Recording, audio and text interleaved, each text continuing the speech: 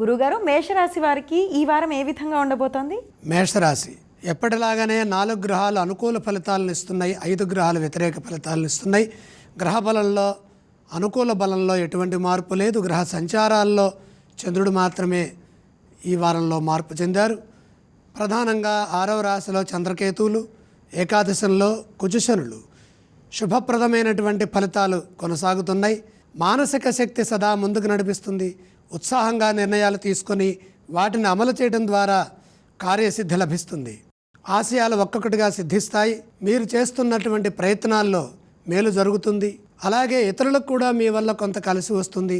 సద్భావనతో నలుగురిని పలకరించండి. అధికారులతో సౌమ్యంగా సంభాషించండి. ఆత్మవిశ్వాసంతో సమాధానాలు ఇవ్వాలి. నిరంతర కార్యసాధన మంచి భవిష్యత్తునిస్తుంది.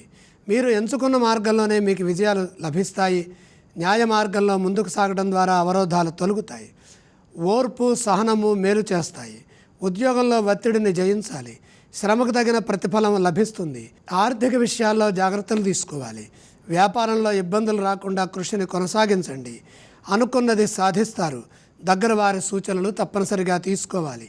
వారం చివరి భాగంలో శుభ పరిణామాలు చోటు చేసుకుంటాయి. అలాగే గురుగారు, ఈ రాశి వారు ఏ స్తోత్రాన్ని పఠించాలి ఈ వారం? మేషరాశి వారు శ్రీ సూర్యనారాయణమూర్తిని స్మరించడం మంచిది. మేషరాశి వారు ఈ వారం ఏ ఆలయాన్ని సందర్శిస్తే శుభ ఫలితాలు ఉంటాయో తెలియచేస్తారా గురుగారు? సూర్యనారాయణమూర్తిని ధ్యానించడం అవసరం.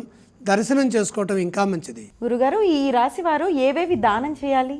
సూర్యప్రీతిగా గోధుమలు దానం చేస్తే జన్మస్థ సూర్య దోషం తొలుగుతుంది.